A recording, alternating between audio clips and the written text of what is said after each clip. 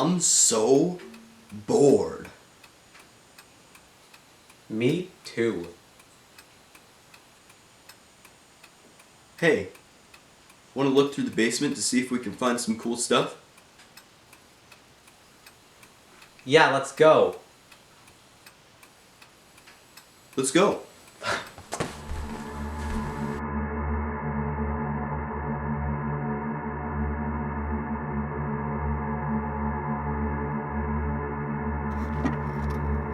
Whoa, look, Andrew, it's a bag. I wonder what's inside. Wow, what's that? It's a video camera. I wonder what it has on it. Cool. Let's ask Grandpa. Yeah. Grandpa, look what we found. Wow. It was in a chest down in the basement. Yes, that's a camera from when I was in the war. Really? What did you do in the war? Well, I fought Germans. Wow, that's exciting. Can you tell us all about it? I can.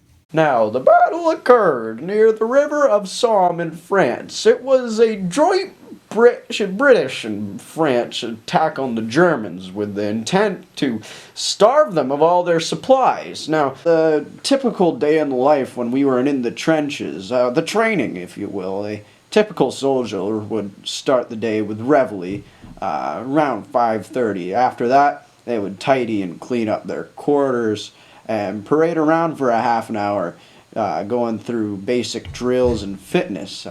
About 6:30, they were then given breakfast. Then around 8 to about 12:15 was spent with more, marching and physical activity. After lunch, we would typically go through fitness, more things like that, drills, basic survival exercises. But afterwards, we would wash up, go to the buffet, get dinner, and then we would actually have private baths in some of the more advanced schools, but it all depended on where you were. Now, the countries that were involved was Britain, which was the side I was on, with France, and we were against the Germans. Now, the battle conditions, the weather just sucked. Snow and mud and more snow and more mud. Oh, this darn snow. I got hit in the head by this solid steel Brody helmet, capable of stopping bullets. After I fell in this darn snow, one of the largest obstacles for British and French soldiers during the Battle of Somme. Let's go, Andrew. The types of weapons that we used, well, the British used the Lee-Field rifle with barbed wire stationed along the trenches as to protect us from invading troops, and poison gas and tanks were also used, even though the tanks were essentially immobile, seeing as how they were basically used to transport troops. Now, to begin with the British, our side, we fired a lot of artillery into the Germans' forces. We couldn't see whether the artillery was exploding or not, and I suppose that was our downfall in the end of everything. Seeing as how the shells didn't explode, then not a lot of Germans died, so when we went into battle, we were faced with a larger amount of troops.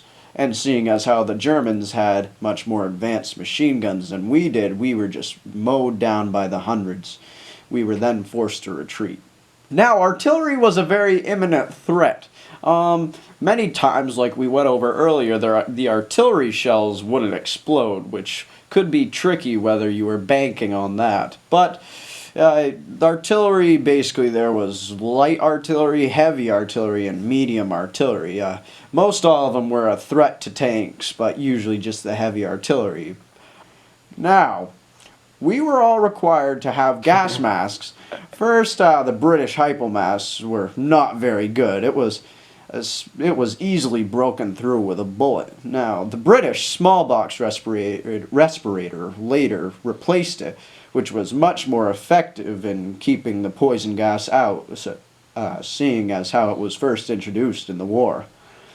Poison gas sucked. It was poison gas.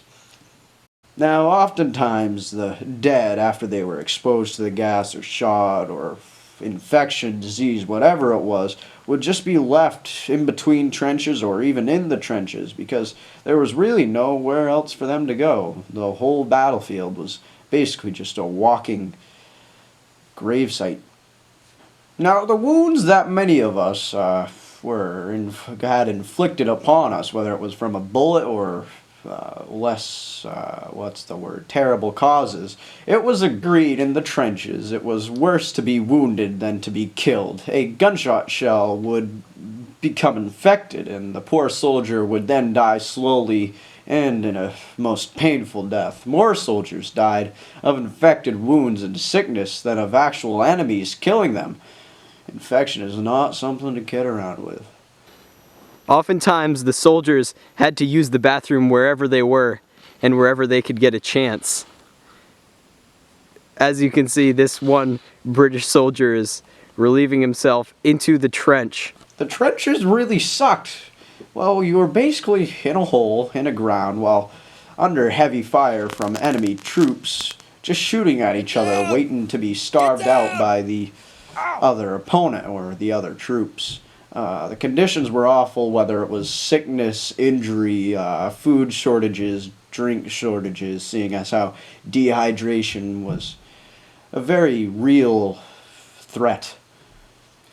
The basic equipment, as you saw in the trunk, basically consisted of the gas mask, which we went over earlier, trying to avoid from poisonous gas. The shovel or an e-tool, it folded right out, and we were able to use it to dig people out if the trenches were to collapse in, or whatever the situation may be. A gun, which is quite obvious. A bayonet, which is a sword that would attach to your gun so you could stab people.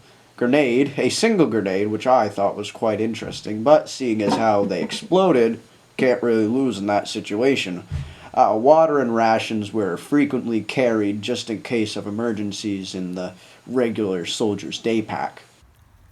This is some good tinned meat, and it looks like Andrew there has got some tinned soup. Well, the food wasn't as bad as it could have been, but certainly wasn't five-star dining. Now, the end result of the battle was quite simple. The British and the French, we technically won, seeing as how we gained 12 kilometers of territory, but seeing as how we expected this to go quite well, and it took us months and months to get this territory, all the while losing over 1 million troops, well, was it really worth it? That's the question. Wow, that was a cool story, Really cool, Grandpa. Indeed. You were a hero. What And a I'm guy. old. That's a wrap. That's good. And I'm old. And then we'll just like. That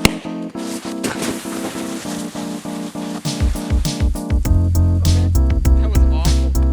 Worst one yet. It's like blue, and then I was like. Where is this? We just combined mine and Andrew's. Oh, sweet. So I got all that done in one. Yeah. Go ahead. Go.